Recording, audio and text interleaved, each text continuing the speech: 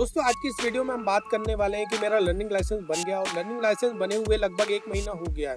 तो 1 महीने बाद मुझे परमानेंट डीएल के लिए कैसे क्या अप्लाई करना है, इसकी सारी प्रोसेस को मैं आज के इस वीडियो में देखने वाला हूं। और उसके पहले अगर आप मेरे चैनल पर पहली बार आए हैं तो चैनल को सब्सक्राइब जरूर करें और बेल नोटिफिकेशन को दबाना ना भूलें। तो सबसे पहले हम बात कर लेते हैं कि हमें किन डॉक्यूमेंट्स की जरूरत होगी परमानेंट डीएल को अप्लाई करने के लिए।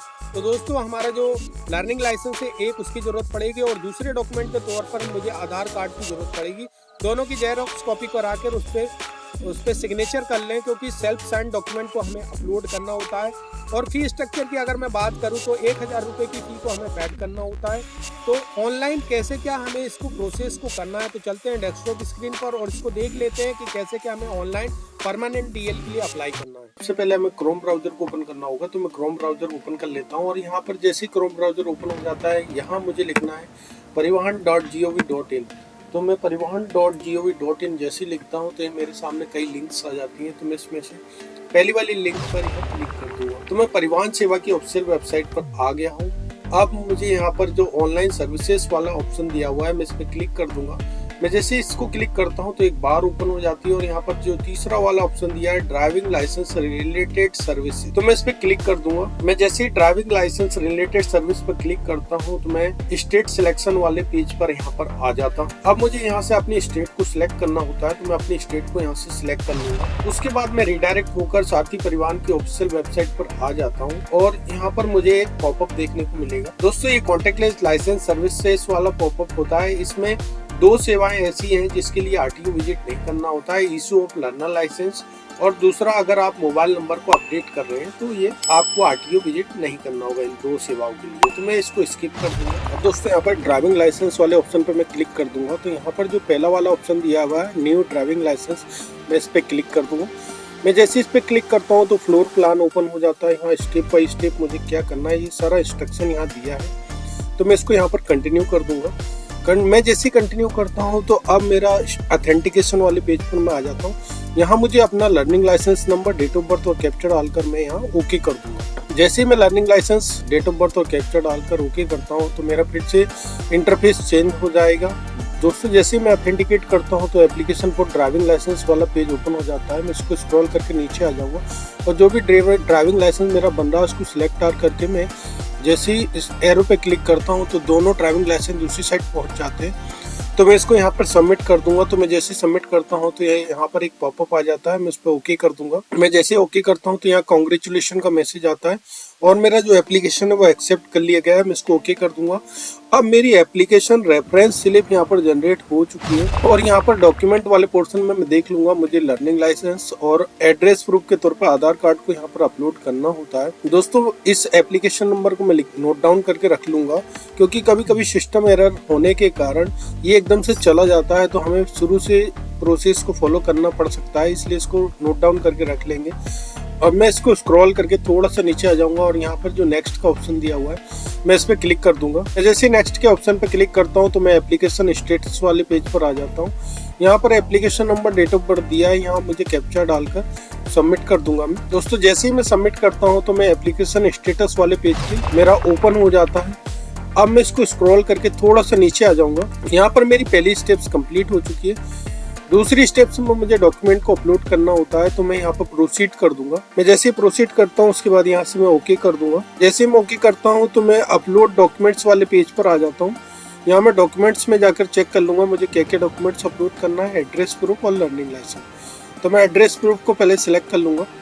उसके बाद प्रूफ्स में जाकर मैं आधार कार्ड को सिलेक्ट कर लूंगा। अब यहाँ पर जो 4 ऑप्शन दिए हुए हैं इनमें से मुझे एक भी डॉक्यूमेंट को नहीं बनना है। डॉक्यूमेंट्स और issued by, issued date, contact number, ये कुछ भी नहीं बनना है। दिल्ली स्टेट की कंडीशन में मुझे इन सबको भरना होता है। अब मैं चूज फाइल में जाकर अपने डॉक्यूमेंट को सिलेक्ट कर लूंगा। दोस्तों चूज फाइल में जाकर अपने डॉक्यूमेंट को मैं सिलेक्ट कर लेता हूँ। और दोस्तों जो भी डॉक्यूमेंट आप अपलोड कर रहे हैं उसको रीनेम करके नंबर के फॉर्म में सेव कर लें, क्योंकि जब तक आप रीनेम नहीं करते तो वो अपलोड नहीं होगा। तो इसको मैं एक नंबर दे दूंगा अपने डॉक्यूमेंट को। दोस्तों जैसे मैं अपने डॉक्यूमेंट को सिलेक्ट करता हूँ उसके बाद मुझे यहाँ पर अपलोड करना है, तो मैं अपलोड कर दूंगा। जैसे मैं अपलोड करता हूँ तो मेरे सामने यहाँ कंफर्म करने का मैसेज आ जाता है, तो मैं यहाँ कंफर्म कर दूंगा। उसके बाद मैं देखता हूँ कि मेरा नीचे पहला डॉक्यूमेंट यहाँ पर सेव्ड हो गया है। तो अब मुझे दूसरा डॉक्यूमेंट्स को अपलोड करना होता है, तो मैं डॉक्यूमेंट्स में लर्निंग लाइसेंस को सिलेक्ट कर लूंगा। प्रूफ्स में जाकर भी मैं लर्निंग लाइसेंस को सिलेक्ट कर लूँगा और बाकी सारे ऑप्शंस को ऐसे ही खाली रहने दूंगा और चूज़ फाइल में जाकर अपने लर्निंग लाइसेंस को मैं सिलेक्ट कर लूँगा और अपलोड कर दूँगा।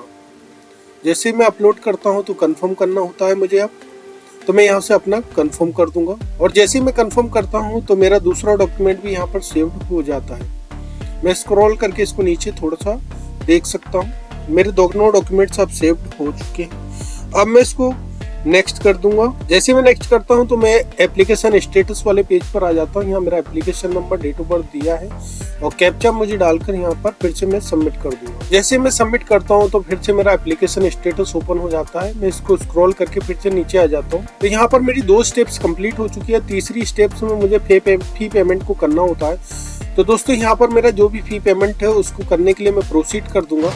अब मैं application for LLDL fee structure वाले पेज पर आ जाता हूँ। यहाँ पर मुझे ब्रेकअप में सारा फी का स्ट्रक्चर दिया हुआ है, कितना क्या फी मुझे लग रही है, तो वो सारा मैं देख सकता हूँ इसको। और मुझे टोटल 1000 रुपये की फ़ी को यहाँ पर पेड करना है। तो मैं स्क्रॉल करके इसको थोड़ा सा नीचे आ जाता हूँ और अब मुझे ट्रेजरी अकाउंट को यहाँ पर सिलेक्ट करना होता है। तो दोस्तों यहाँ से मैं बैंक ट्रेजरी अकाउंट को सिलेक्ट कर लूँगा, स्टेट बैंक ऑफ इंडिया। उसके बाद मुझे कैप्चा को कैपिटल में डालना होता है। यहाँ सारा कैप्चा मैं कैपिटल में डालकर पे नाउ पर क्लिक कर दूंगा। जैसे मैं पे नाउ पर क्लिक करता हूं तो यहाँ पर मुझे डिक्लेयर करना होता है और प्रोसीड फॉर पेमेंट पर मैं क्लिक कर दूंगा। दोस्तों जैसे मैं प्रोसीड फॉर पेमेंट पर क्लिक करता हूं तो रिडायरेक्ट हो जाता हूं और SBI नेट बैंकिंग वाले पेज पर, मैं ऑनलाइन वाले पेज पर मैं आ जाता हूँ। यहाँ पर मुझे डिफरेंट टाइप से पेमेंट करने के ऑप्शन दिए हुए हैं। यहाँ पर मैं नेट बैंकिंग के थ्रू पेमेंट कर सकता हूँ, अदर बैंक नेट बैंकिंग के थ्रू पे कर सकता हूँ। उसके बाद मुझे कार्ड से भी पेमेंट करने के ऑप्शन दिए हुए हैं। तो मैं डेबिट कार्ड से पेमेंट कर सकता हूँ, अदर बैंक के डेबिट कार्ड से पेमेंट कर सकता हूँ, क्रेडिट कार्ड से पेमेंट कर सकता हूँ। अगर मैं क्रेडिट कार्ड से पेमेंट करता हूँ तो कुछ चार्जेस एक्स्ट्रा लगता है मुझे। वो other bank net banking use करता हूँ तो पेमेंट मुझे एक्स्ट्रा देना होता है। तो मैं SBI नेट बैंकिंग को सिलेक्ट कर लूँगा और मेरा यूजर ID पासवर्ड डालकर मैं लॉगिन कर दूँगा। अब मुझे यहाँ पर अपने अकाउंट नंबर को सिलेक्ट करना होता है। तो मैं अकाउंट नंबर को सिलेक्ट कर लूँगा, स्क्रॉल करके थोड़ा सा नीचे आऊँगा और कन्फर्म कर दूँगा। जैसे मैं कंफर्म करता हूं तो मेरे बैंक से लगे हुए रजिस्टर्ड मोबाइल नंबर पर एक सिक्योरिटी पिन यानी OTP भेज दी जाती है। उस OTP को मुझे यहाँ पर डालना होता है और OTP डालने के बाद मुझे यहाँ पर कंफर्म करना होगा। तो मैं यहाँ से कंफर्म कर दूंगा। जैसे मैं कंफर्म करता हूँ तो मेरे अकाउंट से पेमेंट कट जाता है और सक्सेसफुल का मैसेज यहाँ पर शो करने लग जाता है। तो मेरा पेमेंट यहाँ सक्सेसफुल हो चुका है। अब मेरी पेमेंट स्लिप जनरेट होने में कुछ सेकंडों का समय लगता है, तो मुझे थोड़ा सा वेट करना होगा। अब मेरी पेमेंट स्लिप यहाँ पर जनरेट हो चुकी है और click here for fee receipt के लिए मैं यहाँ पर क्लिक कर दूंगा तो मेरी पेमेंट स्लिप यहाँ पर जनरेट हो चुकी है। मैं इसका प्रिंट आउट ले लूंगा। अब दोस्तों मुझे फिर से सारथी परिवहन के ऑफिशियल वेबसाइट पर आना होगा और यहाँ पर जो एप्लीकेशन स्टेटस वाला ऑप्शन दिया हुआ है मैं इस पर क्लिक कर दूंगा और मैं एप्लीकेशन स्टेटस वाले पेज पर आ जाता हूँ। यहाँ पर मुझे application number, date of birth और कैप्चा डालकर मैं सबमिट कर दूंगा। दोस्तों जैसे ही मैं सबमिट करता हूं तो मैं एप्लीकेशन स्टेटस वाला पेज मेरा ओपन हो जाएगा। मैं इसको स्क्रॉल करके थोड़ा सा नीचे आ जाता हूं तो मेरी जितनी भी स्टेप्स यहां पर कंप्लीट हुई है वो सारी शो करने लग जाती है। अब मेरी यहां पर 3 स्टेप्स कंप्लीट हो चुकी है। अब मुझे चौथी स्टेप्स में DL स्लॉट बुक करना होता है तो मैं यहाँ पर प्रोसीड कर दूंगा। उसके पहले दोस्तों हम देख लेते हैं कि हमें क्या क्या प्रिंट लेकर RTO के अंदर विजिट करना होगा। तो सेल्फ डिक्लेरेशन का मैं प्रिंट आउट ले लूंगा यहाँ से। उसके बाद एप्लीकेशन प्रीफिल्ड फॉर्म होता है जो फॉर्म 2, उसका फ्रंट 1 और 2 नंबर की पेज को मुझे फिर से प्रिंट यहाँ से लेना होगा। 1 नंबर पेज को मैं प्रिंट ले लूंगा और 2 नंबर पेज को प्रिंट यहाँ से मैं ले लूंगा। अब दोस्तों हम देख लेते हैं कि नेक्स्ट स्टेप में मुझे DL स्लॉट बुक करना है। तो मुझे चौथी स्टेप है तो मैं यहाँ से प्रोसीड कर दूंगा। तो मैं जैसे प्रोसीड करता हूँ तो एप्लीकेशन नंबर के थ्रू और लर्निंग लाइसेंस के थ्रू मैं स्लॉट को बुक कर सकता हूँ। तो मैं एप्लीकेशन नंबर को सिलेक्ट कर लूंगा। तो यहाँ मेरा एप्लीकेशन नंबर और डेट ऑफ बर्थ दिया हुआ है। कैप्चा को मैं यहाँ पर डाल दूंगा और कैप्चा डालने के बाद मैं यहाँ पर सबमिट कर दूंगा। दोस्तों जैसे ही मैं सबमिट करता हूँ तो इंटरफेस चेंज हो जाएगा। अब मैं DL टेस्ट अपॉइंटमेंट वाले पेज पर आ जाता हूँ।